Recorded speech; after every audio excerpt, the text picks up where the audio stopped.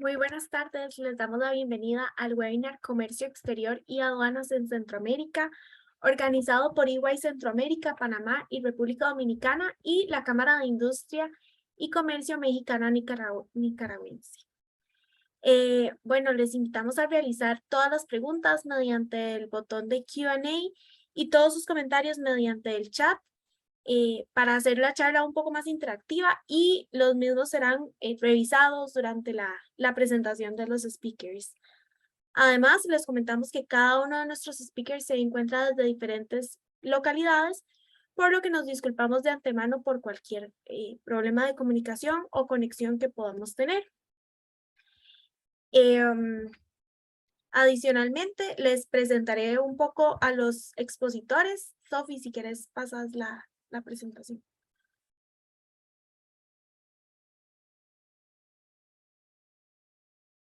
Les presento a Carolina Palma. Ella es Associate Partner de Comercio Internacional y Aduanas. José Alberto Martínez, gerente en Comercio Internacional y Aduanas. Y Sofía Rodríguez, quien es staff también en Comercio Internacional y Aduanas. Todos pertenecen a EY Centroamérica, Panamá y República Dominicana. Sin más, le doy la palabra a doña Caro. Doña Caro, bienvenida.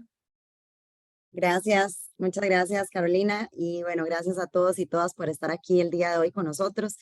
Muchas gracias a la Cámara también por invitarnos y por tenernos en cuenta. Bueno, vi en la lista que tenemos muchas empresas y personas de empresas, amigas, que además son clientes nuestros en EY o que conocemos por los diferentes foros, así que me da mucho gusto saludarlos. Y bueno, sin más, tal vez les vamos a contar lo que nos trae aquí el día de hoy. Pues un poco estamos haciendo una serie de conferencias de diferentes temas. Muchos de ustedes han manifestado interés en algunos de los temas específicos. Entonces nosotros en EY tenemos nuestra división que es de Comercio Internacional y Aduanas y vemos asuntos de comercio internacional en Centroamérica, Panamá y República Dominicana, ¿verdad? Entonces, conocemos, digamos, de la situación en estos temas en cada uno de los países en Centroamérica. Yo estoy localizada físicamente en Costa Rica, y nuestro equipo, gran parte está localizado físicamente en Costa Rica, pero tenemos también un equipo muy, excelente equipo. Acá con nosotros está José Olivas y tenemos otras personas en las diferentes áreas localizados en Nicaragua, ¿verdad? Entonces, tenemos esta facilidad de que podemos, bueno, estar sentados en diferentes partes del mundo y poder exponerles, así que, bueno, aprovechando esta oportunidad. Pues nosotros en EY también tenemos una serie, un montón de áreas de servicios, pero bueno, entendemos que este es un tema pues que les llama la atención y entonces por eso estamos acá con ustedes el día de hoy. Si quieres ahí pasa, Sofía. Ok, crisis de la cadena logística. Entonces, ¿qué es lo que tenemos? Si quieres ahí vas pasando.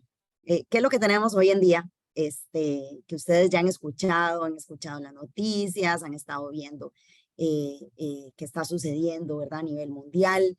Eh, Tenemos varias situaciones, digamos, complicadas, ¿verdad? Primero que todo, vimos que durante la pandemia tuvimos una situación en donde las exportaciones decrecieron en el mundo, ¿verdad? Por todas las restricciones que ustedes ya conocen. Bueno, Nicaragua fue muy particular porque tal vez no tuvo, digamos, decretos de emergencia por pandemia, pero el resto de los países sí tuvo muchos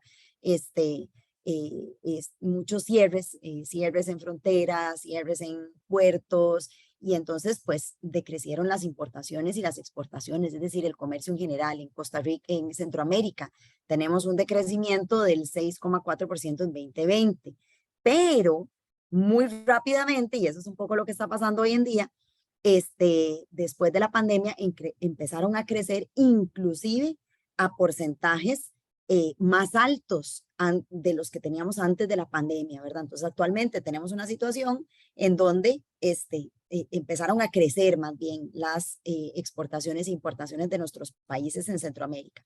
Mira, bueno, América Latina fue una de las regiones más impactadas por el COVID, ya eso ustedes, digamos, lo vieron.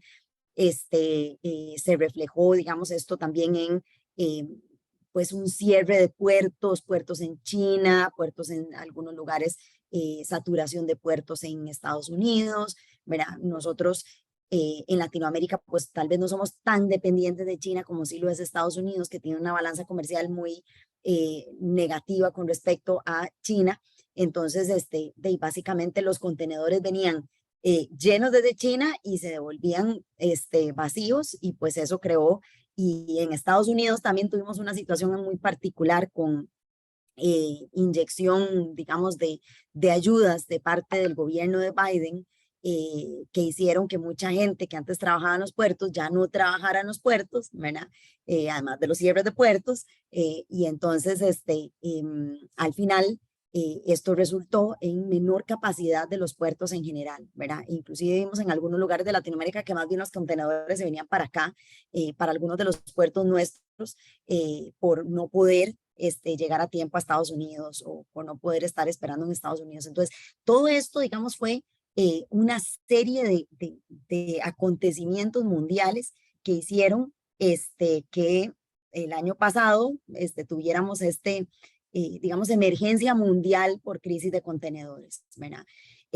Si a eso le agregamos el conflicto, ¿verdad? Guerra comercial China-Estados Unidos, que es lo que les acabo de mencionar, ¿verdad? Un poco es la balanza comercial negativa de Estados Unidos con respecto a China. Y bueno, por supuesto, el conflicto de Rusia-Ucrania, que de una u otra forma también nos está impactando nosotros en materias primas, en el flujo de las exportaciones, bueno, que ya regresaron las exportaciones de Ucrania, pero que bueno, no dejaban salir ciertas exportaciones. Entonces, en fin, digamos, es tal vez, una serie de acontecimientos, o una serie de que hicieron ¿verdad? Que desembocaron en esta crisis. Si quieres pasas ahí las y bueno, esto desembocó en lo que ya todos sabemos que sucedió, sobre todo, digamos, en un pico más grande el año pasado, ¿verdad? Donde los barcos salieron desde Asia cargando una gran cantidad de productos hacia Estados Unidos, y sin embargo, y algunos lugares de Europa, y sin embargo no pudieron desembarcar, ¿verdad? No pudieron atracar en estos puertos por todas estas razones que les estoy mencionando, y porque además hubo, por supuesto, un aumento en la demanda de los productos que son producidos en gran parte, digamos, en China y en Asia, y que nosotros en nuestros países, incluyendo también Latinoamérica, pues estamos necesitando mayores cantidades cada vez más. Mira, si querés, continúas ahí. Bueno, también hay otros factores, mal clima, inundaciones. Bueno, obviamente el año pasado todo esto se acrecentó por el hecho de que también llegaron las navidades, ¿verdad? El consumo sube, las fábricas en China con las restricciones del COVID, la crisis energética en China, ¿verdad? Con apagones también en ciertos lugares estratégicos de China, ¿verdad? La crisis energética a nivel mundial. Entonces, todo esto, ¿verdad? Son causas, es decir, cuando a uno le pregunta, bueno, ¿por qué fue esta crisis, o por qué sucedió esta crisis realmente, o por qué está sucediendo, ¿verdad? Porque todavía estamos en el medio de todo esto, es decir, todo esto sigue. Realmente no podemos dar una razón, porque son muchas razones, ¿verdad? Es una conjunción de elementos que desembocó en lo que hemos estado viviendo y que todavía vivimos. Hacia Centroamérica, los fletes aumentaron ¿verdad? Antes costaban $2,000 contratar un flete de China hacia Centroamérica, y llegaron a costar $20,000. Actualmente bajaron de nuevo, y tenemos también una situación en donde el petróleo, ¿verdad? No está tan alto como en otras épocas, y entonces pues esto están bajando. No tenemos, digamos, el foco de la crisis como si la tuvimos a final del año, pero ciertamente todavía estamos en el medio de, digamos, esta vulnerabilidad o vulnerabilidades en la cadena de suministro. Si quieres, ahí pasas también. Ok, esto nos está afectando a todos, incluyendo muchos de ustedes, ¿verdad? Muchas de las empresas que ustedes representan, a importadores en nuestros países, en Estados Unidos y Europa sobre todo fue donde impactó más. a los productores nuestros en Centroamérica, porque muchos de nuestros productores necesitan los insumos para poder producir y para poder exportar. Y por supuesto que a todos los consumidores también nos afectó, ¿verdad? Con una subida de precios, sobre todo de todo lo que era importado o aquello producido localmente, pero que necesitaba importaciones, ¿verdad? Entonces, sí vimos un aumento en los precios en general en nuestros países. Yo no sé, en Nicaragua, cómo vieron ustedes, si vieron un impacto grande, uno como consumidor, ¿verdad? Sí vio que los insumos aumentaron en muchos de los países. Puedo hablar, por ejemplo, por Guatemala, Panamá, Costa Rica, y no sé si en Nicaragua fue tan evidente este aumento de los precios, pero sí definitivamente nos impactó. Adelante. Bueno, ya para el 2021 e inclusive ahora en el 2022 tenemos que sí hay una recuperación del comercio, ¿verdad?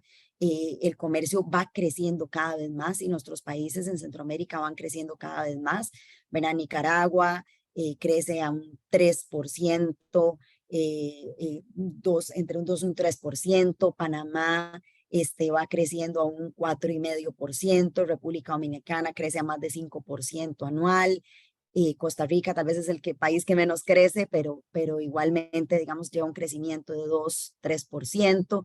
Es decir, los países en Centroamérica ya podríamos decir que recuperando de la crisis con respecto al comercio y vamos creciendo, pero claro, ese crecimiento también representa retos importantes, ¿verdad? Que es, digamos, parte de lo que tenemos que lidiar nosotros y ustedes como empresas, digamos, operadoras del comercio internacional. Si quieres, ahí pasas también. Bueno, pero no obstante, dicho esto, la crisis logística continúa, ¿verdad? O lo que llamamos crisis de contenedores, tal vez ya no es una crisis de contenedores, es tal vez una crisis de la cadena logística, que tiene, digamos, y aquí me gustaría también hacer una reflexión, un aspecto positivo y un aspecto negativo. Lo negativo, por supuesto, es que, bueno, cuando hay crisis, claramente se necesitan respuestas más rápidas, ¿verdad? Se necesita tener, ¿verdad? Una mejor gestión en las empresas, en los negocios, pero al mismo tiempo, estas crisis también pusieron en evidencia que la cadena de suministro es fundamental para los negocios, ¿verdad? Y entonces, no sé si a ustedes en sus empresas les pasaba antes que de las unidades de supply chain, ¿verdad? Normalmente eran accesorias a las unidades comerciales, ¿verdad? Y entonces, cuando los comerciales decían, entonces la cadena de suministro reaccionaba y entonces se veía, digamos, tal vez antes como un poco más rudimentario la venta y la compra. Y hoy en día, ya después de haber pasado lo que hemos pasado, nos dimos cuenta que es fundamental tener una buena gestión en la cadena de suministro, porque la crisis continúa o esto que nosotros seguimos teniendo va a continuar. Es decir, en otras palabras, no es que, y esta es una pregunta que en muchas de las charlas a veces nos hacen y no sé si por acá saldrá más adelante, pero de repente nos dicen, entonces, ¿cuándo se acaba la crisis? ¿Verdad? Y la respuesta es no se acaba. ¿Por qué?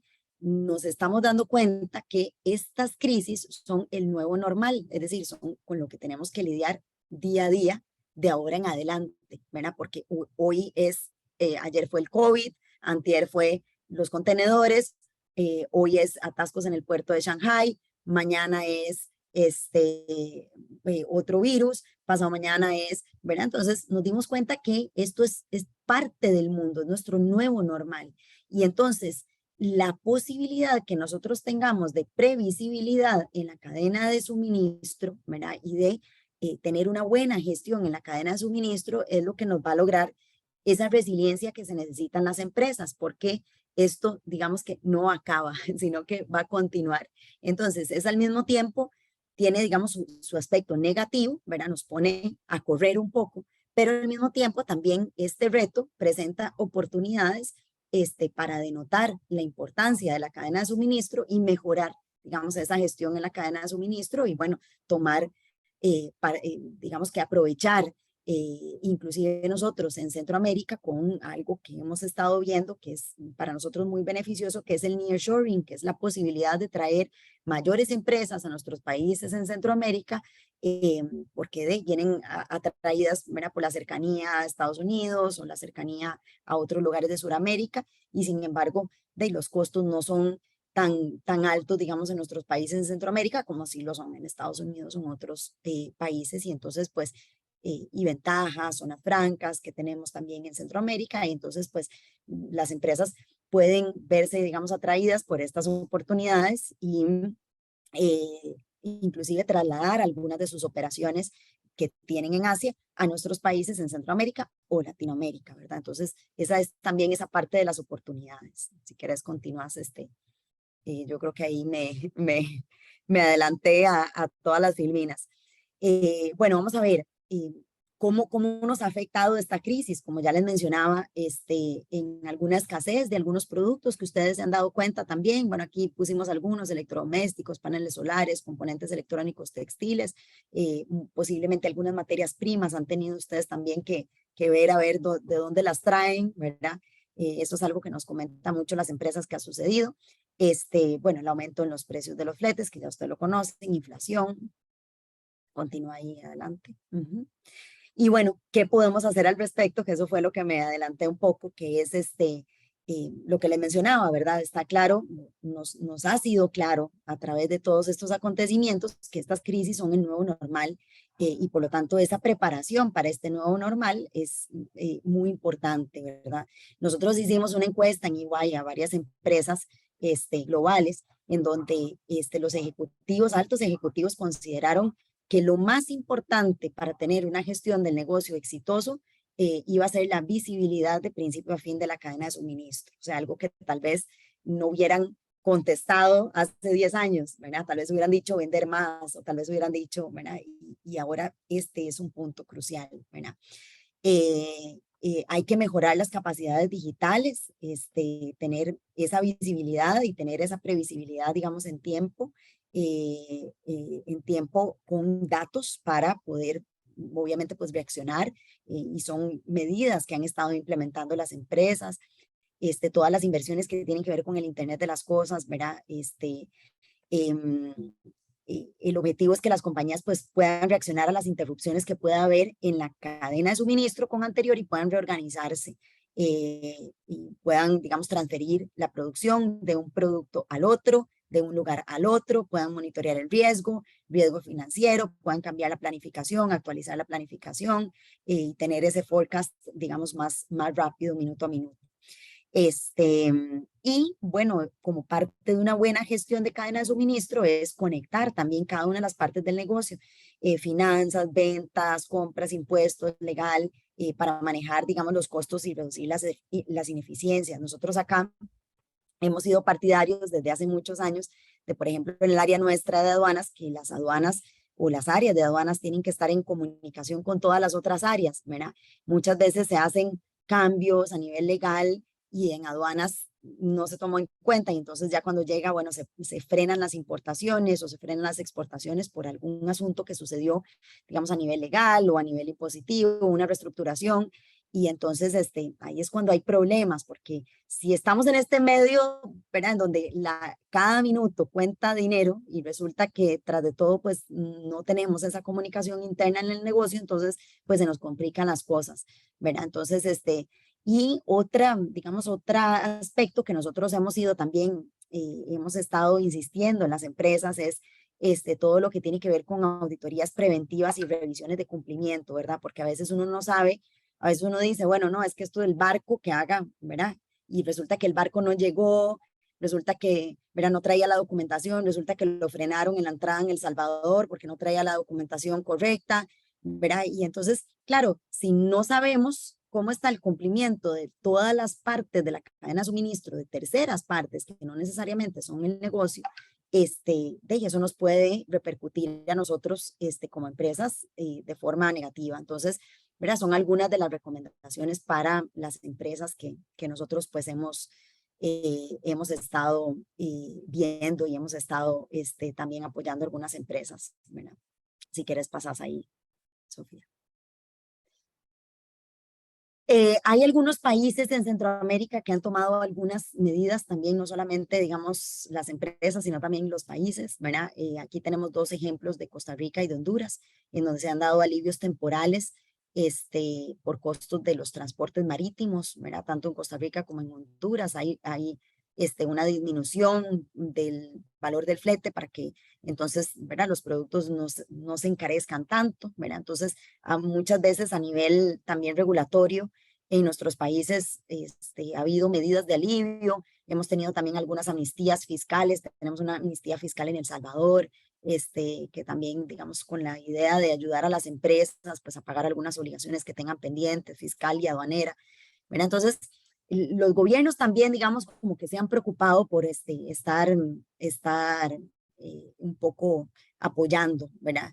En Nicaragua no tenemos alguna medida por lo que les comentaba de que, ¿verdad? Para Nicaragua no hubo decretos de emergencia por COVID o por crisis de contenedores, entonces tal vez esto no es tan visible, pero sí en otros lugares de Centroamérica, ¿verdad? Si quieres continúas ahí.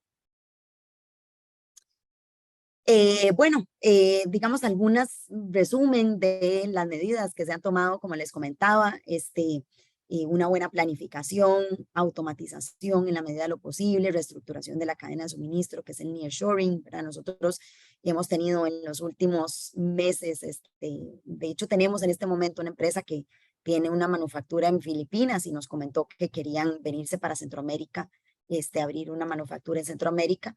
Muchas de las empresas donde ustedes trabajan tal vez de repente abren una línea de negocios más en alguno de nuestros países que no estaba contemplada por el hecho de que tal vez nuestros países representan, digamos, un menor riesgo cuando piensan en traer desde Asia hacia América, de repente piensan en, bueno, no, mejor mejorar las operaciones que ya tenemos en Centroamérica, en nuestros países, y entonces por supuesto que eso es una buena noticia para nosotros, ¿verdad?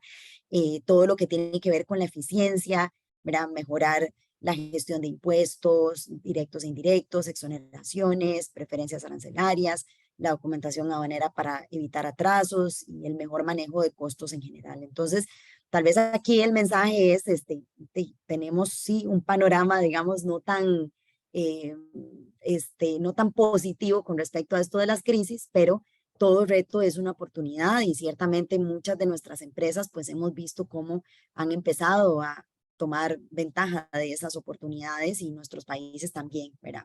Y especialmente en el foro que nos tiene acá hoy con respecto a México y el intercambio comercial entre México y Centroamérica, hay grandes oportunidades, bueno, y especialmente con Nicaragua, porque somos socios comerciales naturales, ¿verdad? O sea, estamos a la vuelta de la esquina. Cuando pensamos en todo lo que puede afectar un barco que viene desde Asia hacia México, obviamente en nuestros países también hay riesgos, también hay afectaciones, pero las afectaciones no tienen la misma escala, ¿verdad? Inclusive lo que va por este mar desde Centroamérica hasta México, de México a Centroamérica, pues es una gran oportunidad y es una gran, ¿verdad? Es una escala que no se compara con la escala de Asia, ¿verdad? Entonces, nosotros no tenemos las disrupciones que tenemos allá, inclusive tenemos una gran ventaja, que si un buque sale desde México hacia Centroamérica, generalmente sale lleno y se devuelve lleno, ¿verdad? Tenemos un comercio bastante dinámico entre ambas regiones y entonces tenemos esa posibilidad de que nos evita, digamos, otras situaciones que se han vivido con otros países. Así que especialmente con México consideramos y lo que hemos visto es que hay una gran oportunidad. Entonces, bueno, yo creo que tal vez aquí, no sé si me gustaría frenar para escucharlos a ustedes. Bueno, esto es una charla para ustedes, entonces no sé si tendrán alguna duda, consulta. Aparte de esto, les traemos algunas otras datos sobre intercambio comercial entre México y Nicaragua, México y Centroamérica, y también un poco tenemos ahí información con respecto a cómo funciona, digamos, intracentroamericano, la integración aduanera y la integración comercial y verá qué pueden esperar. Entonces tenemos como un poquito más de material, pero me gustaría abrir el micrófono para ver si hay dudas o consultas de los participantes por acá. O si quisieran también ponerlos a través del chat, alguna duda, consulta o comentario también. Sí, tal vez si quisieran abrir micrófono a ellos, pueden levantarnos la mano y con muchísimo gusto les les habilitamos el micrófono para que hagan sus comentarios y consultas.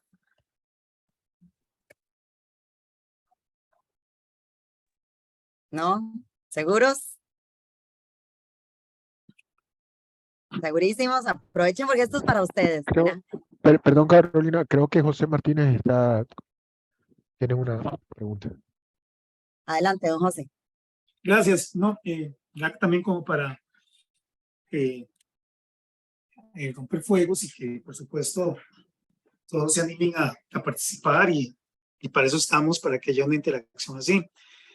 Este tema ha tenido, y que mencionó Carolina ahora, ha tenido ya de por sí un efecto en nuestras economías, es decir, ya los índices inflacionarios sí están afectando realmente a los habitantes, y en especial, obviamente, a las personas con menos recursos. En el caso de Costa Rica, con un 11% de inflación. Índices que nos han llegado recientemente, en los años recientes. Y efectivamente, como bien mencionaba Carolina, o sea, es una crisis tras otra, es una circunstancia donde los efectos que se estaban sintiendo y superando a través del COVID se vuelven a establecer, se vuelven a afincar con la situación del Omicron. Shanghái, como dijo Carolina, también tiene o China tiene una política de cero COVID, y entonces si un empleado de un puerto de Shanghái muestra esos síntomas, cierran. Entonces eso vuelve otra vez a ser como una secuela, como una lamentable parte 2 de la crisis del COVID. Y por otra parte, como también he mencionado, la crisis que ocasiona la guerra de Ucrania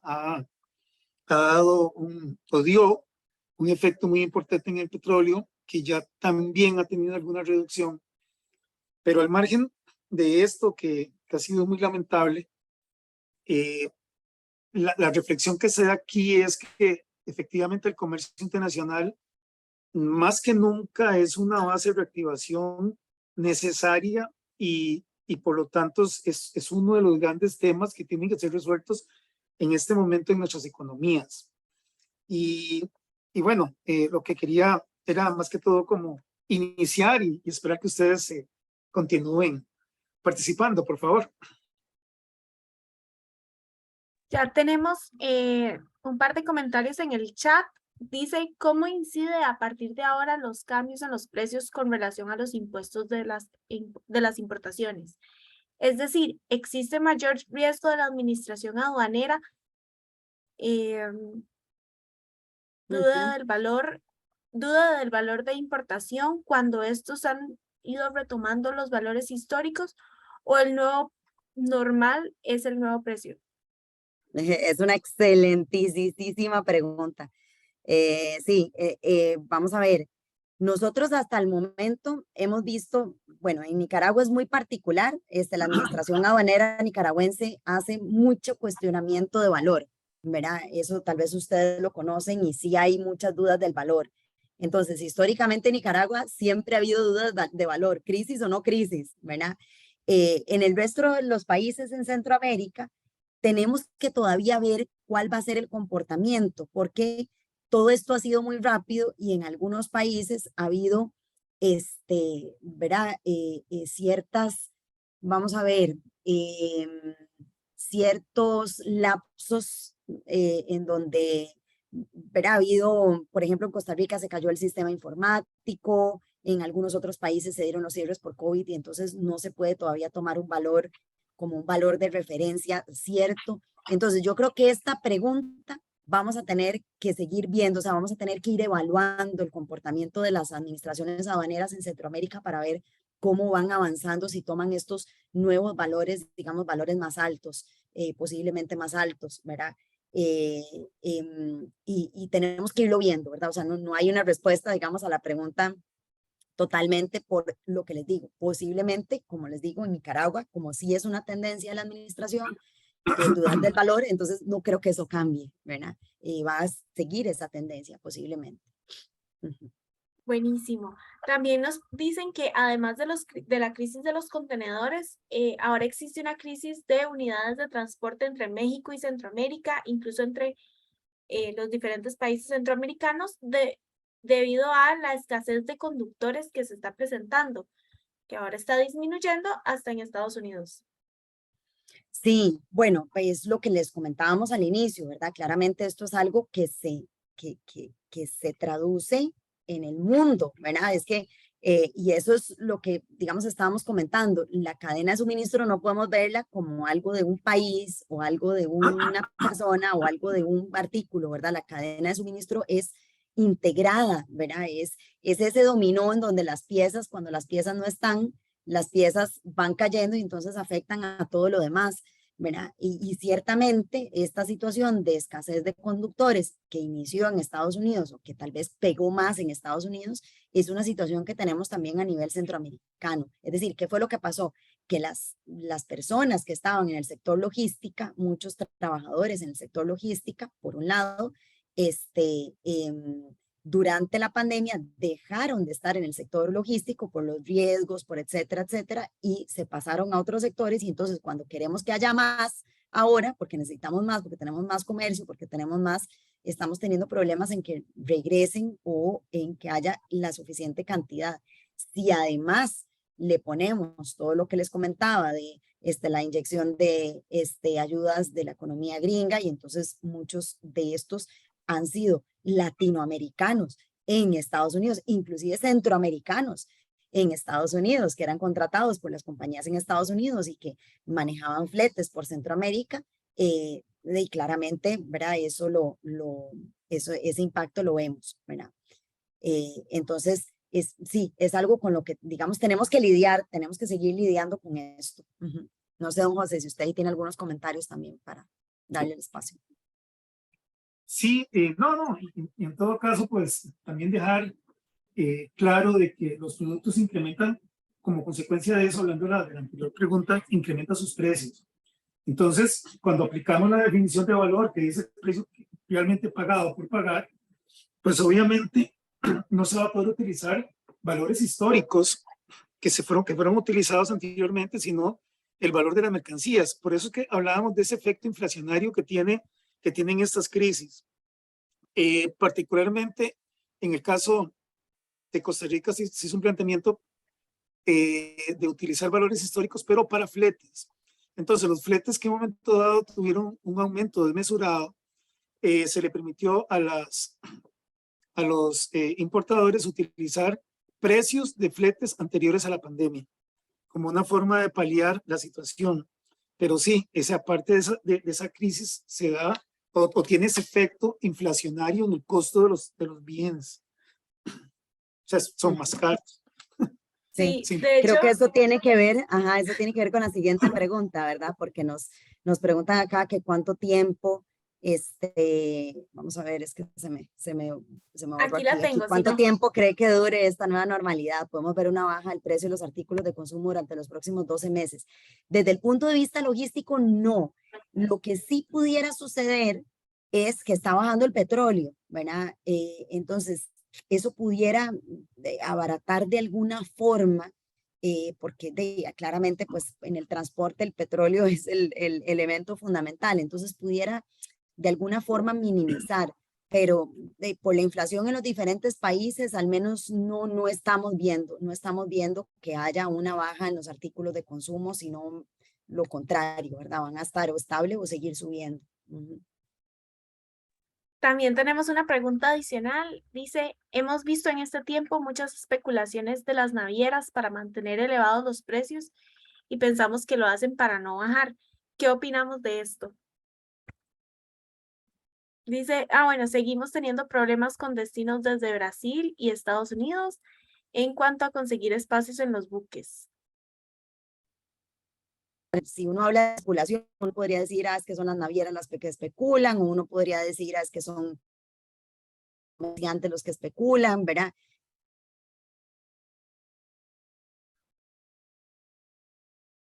Quedaste freeze.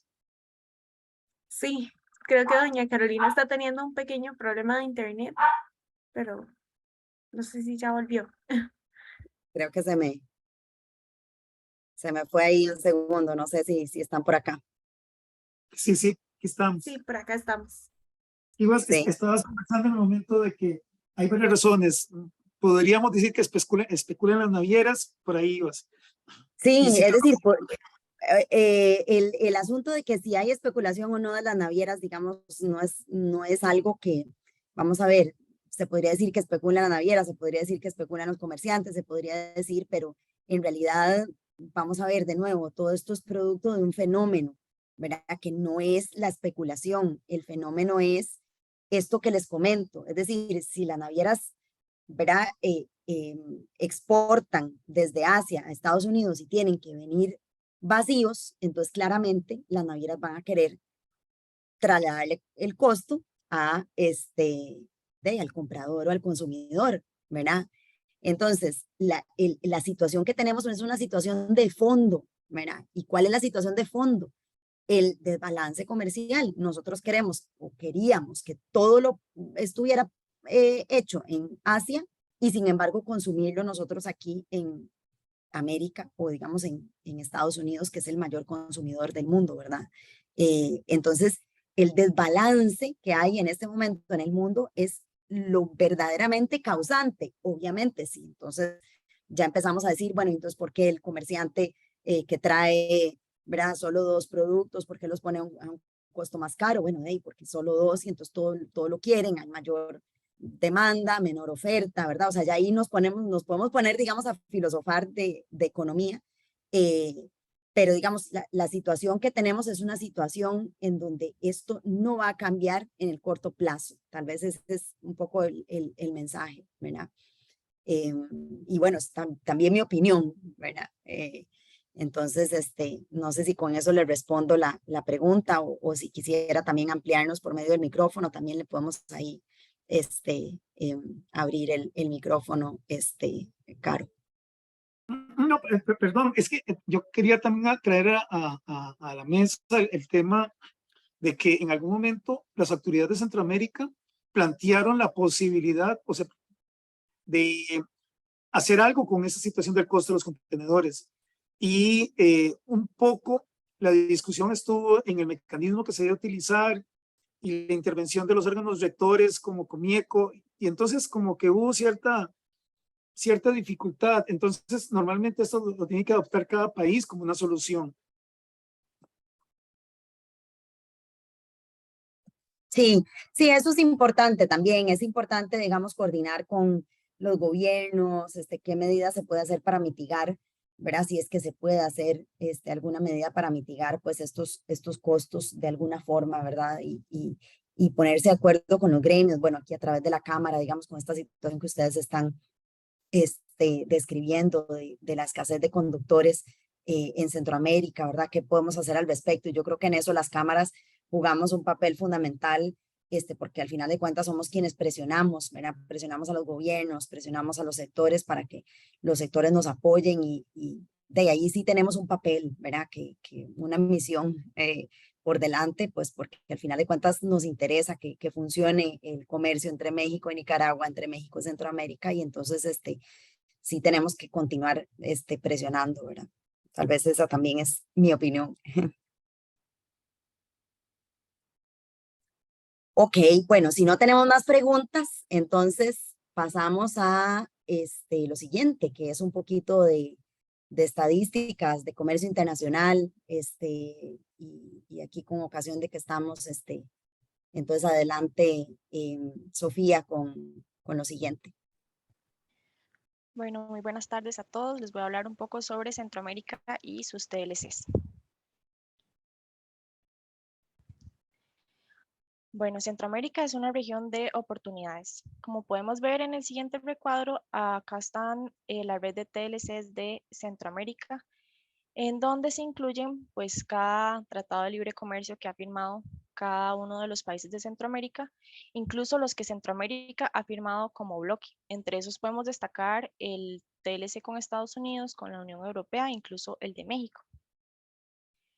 Los TLC representan una oportunidad porque permiten que las mercancías tengan acceso a mercados internacionales bajo un trato arancelario preferencial que está regulado en el TLC.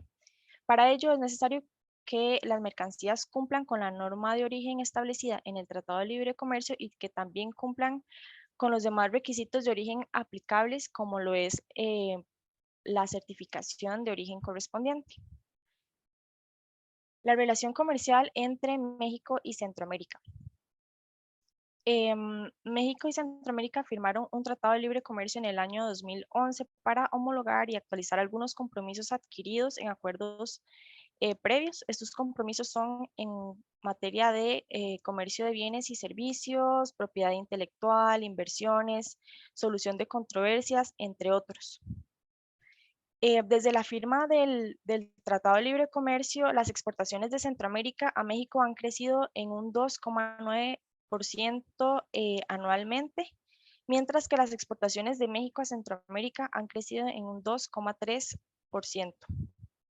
Las exportaciones, bueno, más bien el intercambio comercial no solo ha crecido en valor, sino que también ha crecido en la cantidad de productos que son comercializados entre estos países, siendo así que Centroamérica exporta a México alrededor de 439 productos diferentes y México exporta a Centroamérica un poco más de 2.000 productos.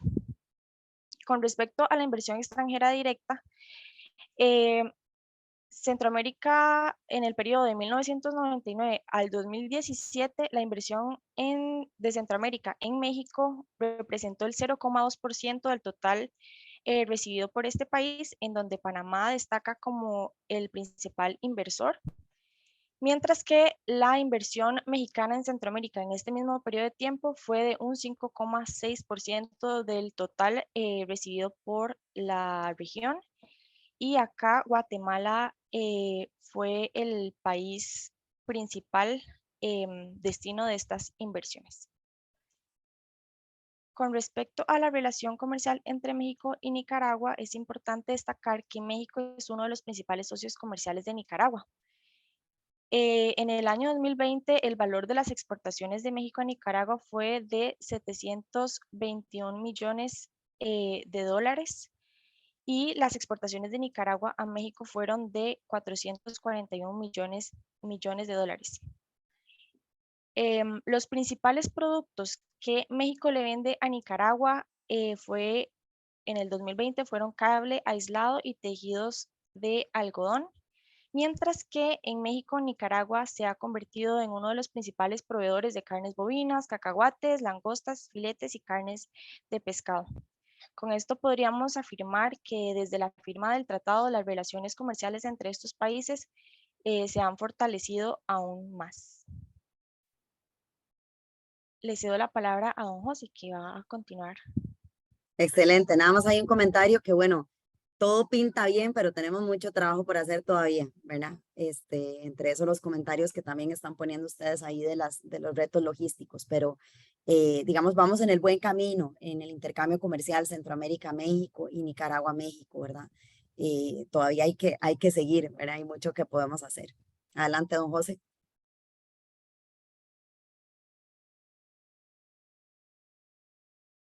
Don José, no sé Sí, si... adelante. Perdón, quería nada más constatar el tema del tiempo, nada más. ¿Cómo estamos? ¿Se me hace favor? 15 minutos, 15 minutos creo que tenemos, pero bueno, vamos, Okay. Ahí vamos. Bueno, está bien. Entonces, pasemos a la siguiente. Vamos a hablar ahora un poco de lo que es el marco jurídico, el marco que está llevando adelante y la agenda que está llevando adelante Centroamérica. Aquí hacemos mención de 3 instrumentos que en su momento pues tuvieron un impacto para revitalizar el esquema centroamericano, que había venido mucho de menos de los años 70 y principios de los 80. Entonces, tener en cuenta de que los presidentes de los países hicieron estos instrumentos, plantearon esos instrumentos como una forma de fortalecer e ir alcanzando el concepto de Unión Económica Centroamericana, como decir un paso más allá de una unión aduanera. Así es parte de los objetivos que se han propuesto y por ello se creó toda una infraestructura interna dentro del mercado centroamericano para que también se pudieran hacer los análisis de las situaciones en materia arancelaria, en materia de valoración, pero además la creación de normas. Entonces, esto ha sido pues un impulso que se dio en los años 90 hacia la estructura, hacia la reestructuración de un esquema más estructurado, más organizado, quiero decir, de los entes. Por ejemplo, Comieco está representado por los ministros responsables de la integración, el comité aduanero son los directores de aduana y además han incorporado distintas entidades. En el 2007 podemos observar un tercer instrumento que hace referencia a el convenio marco para la unión aduanera. Se sabe que hay un camino por recorrer, se sabe que hay etapas, pero al final de esta sesión vamos a hablar un poco de cuáles son las tareas que están pendientes en este año. Adelante, por favor. En la normativa básica aduanera vamos a encontrar bastante uniformidad. Es decir, los países centroamericanos han ido mejorando sus instrumentos y entonces sabemos que existen disposiciones que han sido negociadas, concertadas y que permite tener, digamos, un marco jurídico bastante estandarizado. Aquí vale la pena también mencionar que el impulso que ha dado la Unión Europea o el convenio, el acuerdo con la Unión Europea ha sido muy importante porque ellos han hecho inversiones igualmente importantes económicas, al igual que el BID, para que se tenga esta uniformidad y se cumpla más bien con otros mecanismos tecnológicos de mayor impacto, pero que todas sigan siendo en ese criterio de uniformidad. En valoración aduanera ha sido pues uno de los temas de mayor interés para las economías, perdón, para las administraciones de aduanas, y hemos tenido, sí, mucha actividad relacionada con ese tema del valor aduanero.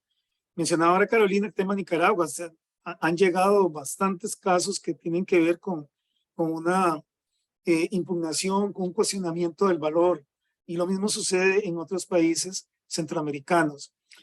Existen regulaciones propiamente derivadas en el punto 3, relacionado con la aplicación de tratados que tienen, como ustedes saben, sus propias reglas y que de ahí también permite como identificar cuáles son los aspectos más importantes que hay que tomar en cuenta cuando se introduce una mercancía al país en razón de cada uno de los tratados y tener esa, digamos, esa información a mano en el caso de que la administración cuestione aspectos sobre la producción o aspectos sobre la incorporación de otros bienes de otros países o inclusive si hay o no un salto arancelario en el caso de de un producto que lo requiera según lo establezca el tratado. Entonces, eso también está bastante, les digo, pues avanzado.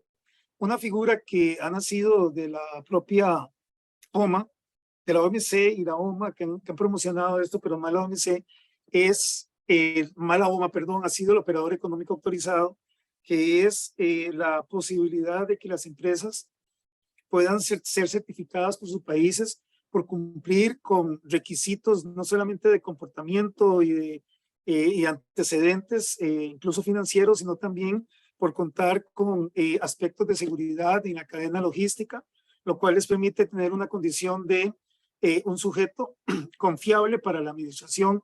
Y también aquí tenemos que mencionar que la importancia que ha tenido el operador económico no es solamente que disfrute de determinados beneficios o simplificación de procedimientos en cada una de las aduanas, sino también los convenios de mutuo reconocimiento que se han dado entre los países centroamericanos de las certificaciones emitidas por cada uno de ellos. Quiero decir con esto que el operador que fue certificado en Guatemala va a tener también que ser reconocido en Nicaragua o en El Salvador cuando ingresa sus mercancías bajo este mismo concepto, digamos, de operador. Ese reconocimiento mutuo pues es demasiado útil para esas empresas que están con presencia en Centroamérica y tienen presencia de distintas formas, como distribuidores o productores, etcétera. Entonces, es un dato que también es positivo entenderlo, buscarlo y entender cuáles son los beneficios.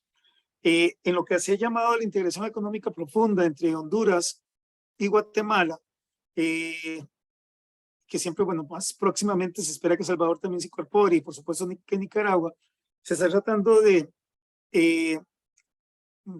generalizar en Centroamérica la utilización de lo que se denomina el FIDUCA, que es una factura que hace las veces, además de declaración, para aquellas mercancías que están sujetas al impuesto de ventas, de manera que cuando se está cancelando el impuesto, es como si esto fuese aplicable en cualquiera, en una región común, quiero decir.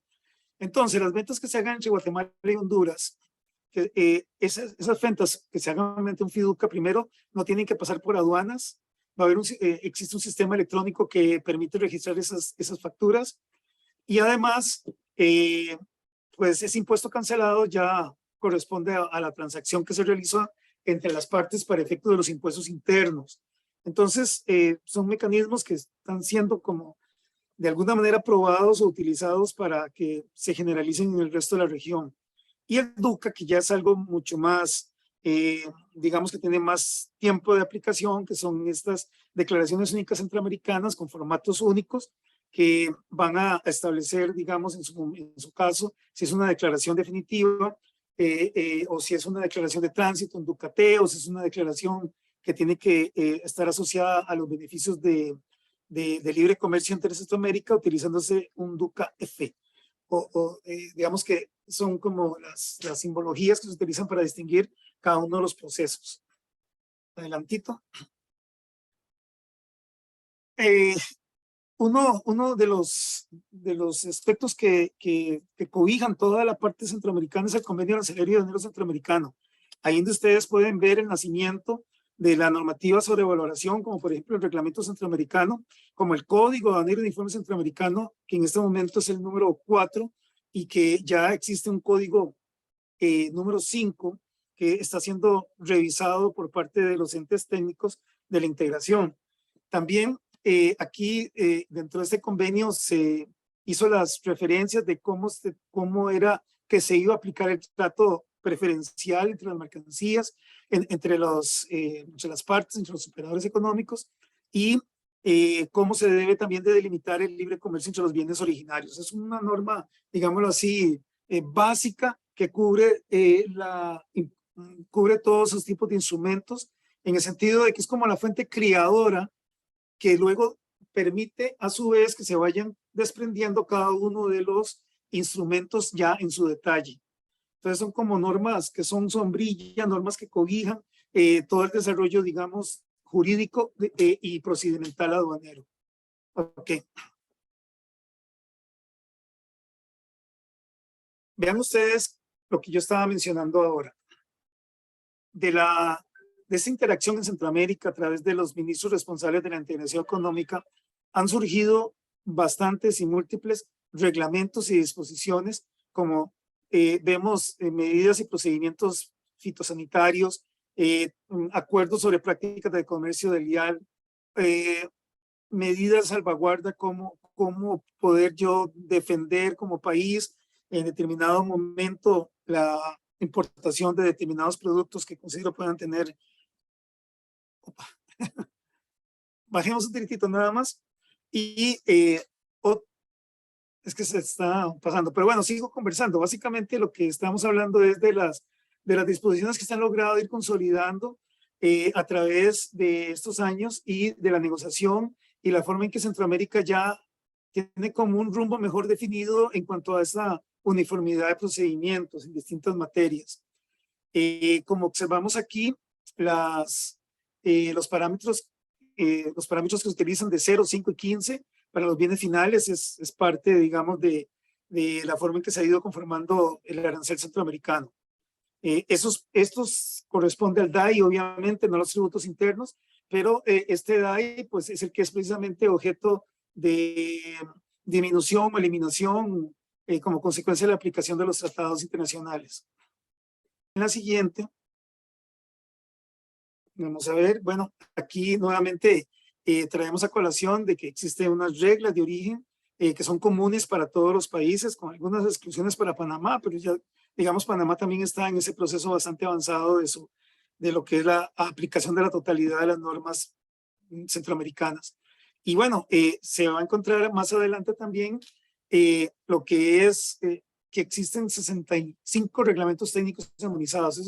Esto es algo, vieran ustedes, no se imaginan lo difícil que ha sido ese tipo de negociaciones, porque los países son muy celosos de sus mecanismos de sus instrumentos para considerar si una mercancía, un alimento, un producto veterinario, un producto natural cumple con las reglas necesarias de producción y de, digamos, profilaxis que tienen que tener esos artículos. Siempre hubo como una duda entre los países si ellos eran capaces de cumplir con esas medidas importantes que se dan ya a nivel, por decirlo así, de regulaciones técnicas.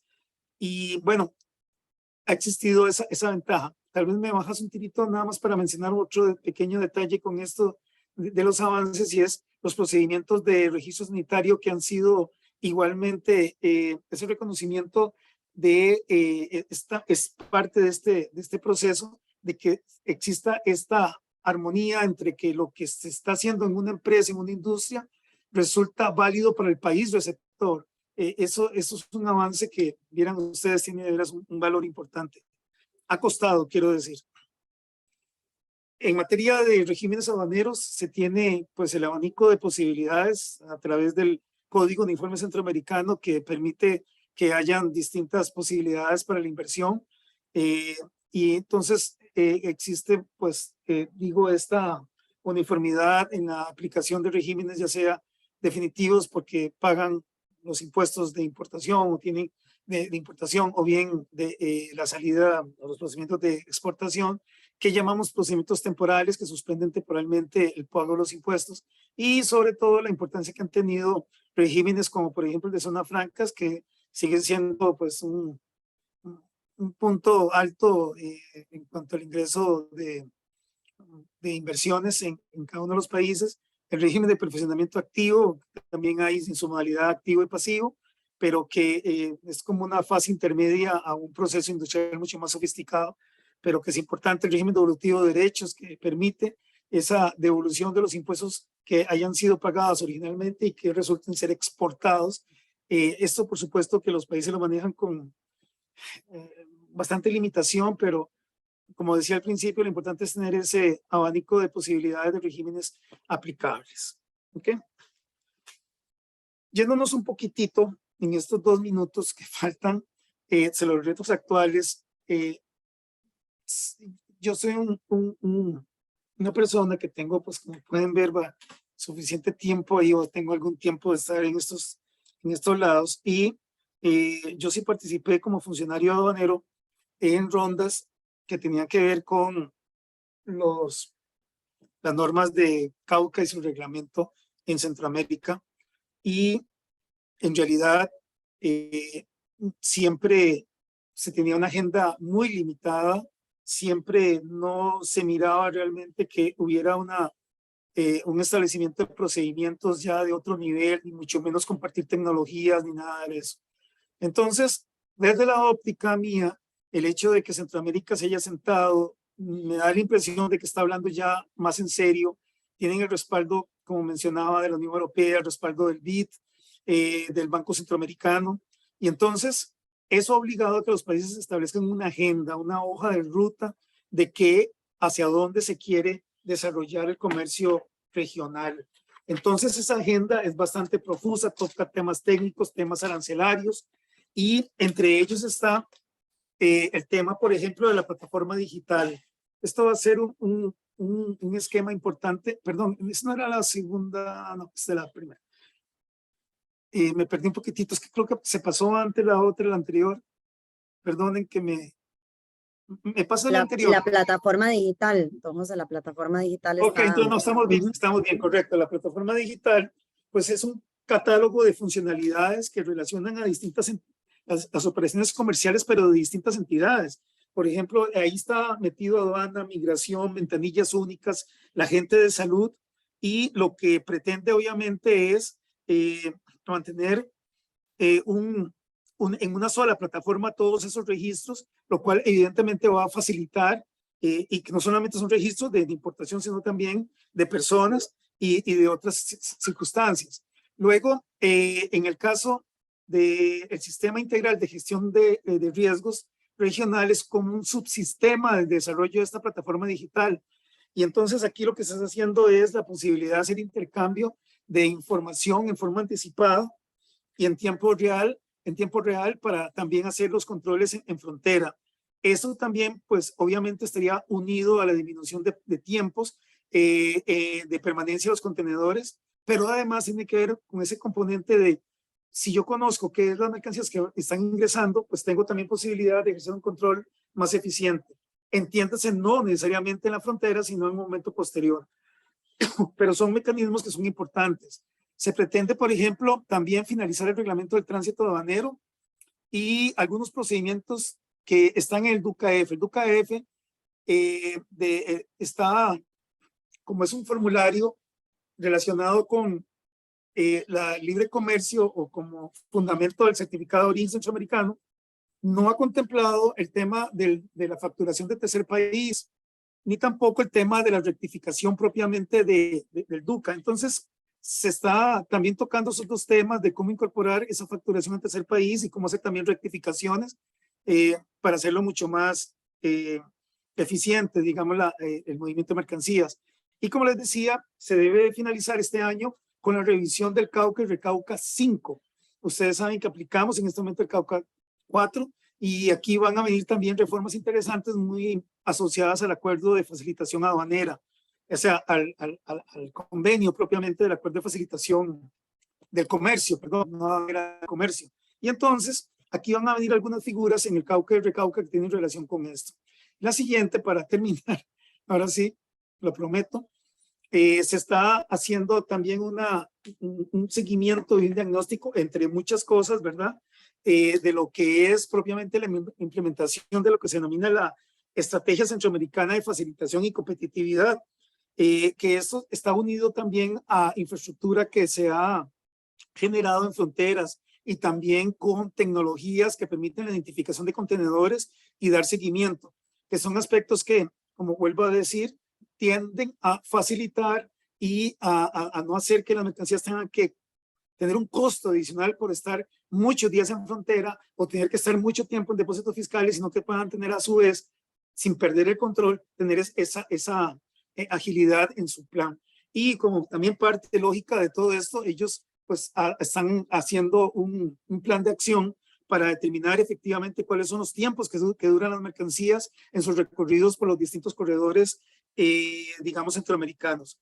Con esto lo que quiero decir, porque hay muchísimas cosas más que ellos están abordando, es que sí se está moviendo, que existe voluntad por parte de los países, que existen recursos que aporta la Unión Europea y que también hay una, obviamente, evaluación del BID, de los resultados que se están dando sobre esto. Entonces, a pesar de todas esas situaciones, pues para el caso de Centroamérica, yo particularmente que viví una época anterior, sí veo con mucho positivismo estas medidas, esta hoja de ruta y como una claridad mental de hacia dónde queremos ir en relación a la facilitación del comercio. Eso era. Me pasé 5 minutos, me pasé 5 minutos. Bueno, no, muchas gracias. Yo creo que con esto, pues la idea nuestra era darles un panorama de qué es lo que está pasando, digamos, a nivel mundial, a nivel latinoamericano, a nivel centroamericano, en el comercio de Centroamérica con México, ¿verdad? Lo que quisimos fue como abordar, digamos, varios temas de importancia en el comercio internacional para que ustedes tuvieran pues una buena actualización en un tiempo reducido. Y bueno, este fue el objetivo nuestro, pues por supuesto que quedamos a la orden para dudas o consultas. Nosotros pues vemos estos temas en el día a día y entonces nos dará mucho gusto contactarlos a ustedes y bueno, muchos de ustedes que ya los conocemos de las diferentes empresas que están acá con nosotros. Así que yo creo que bueno, esto es lo que les traíamos. No sé si hay alguna duda, consulta, o comentario, ¿verdad? Y si no, pues ahí quedamos con los correos electrónicos. Muchas gracias a la Cámara por este espacio y por mantenerlos a ustedes también, ¿verdad? Con estas actualizaciones y gracias a José y al equipo nuestro de Nicaragua que también se afanó para poder lograr esta charla para ustedes el día de hoy. Así es. Bueno, muchísimas gracias a los expositores por traernos este tema a la mesa. Bueno, Ena de Camexnic nos disculpa, está fuera del país y no pudo acompañarnos el día de hoy. Sin embargo, bueno, ella también les extiende el agradecimiento a ustedes, todos los que nos acompañaron el día de hoy. Y sin más, nos despedimos de ustedes. Gracias por acompañarnos. Feliz tarde. Muchas gracias. Muchas gracias, buenas tardes a todos. Gracias, que esté muy bien. Muchas gracias.